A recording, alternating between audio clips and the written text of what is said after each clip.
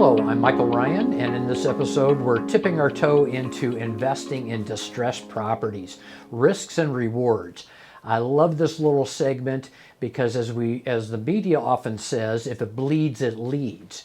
So when we're looking for distressed properties, we're looking for those areas that have the most distress to where, hate to use the term, there's blood in the streets. Currently, we look at office properties.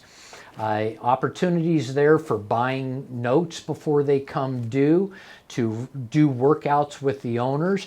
We're hearing of $100 million office buildings selling for $40 million, selling for less than half the cost of building.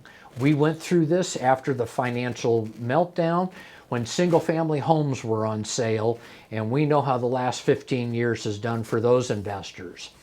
So, ready to explore distressed properties?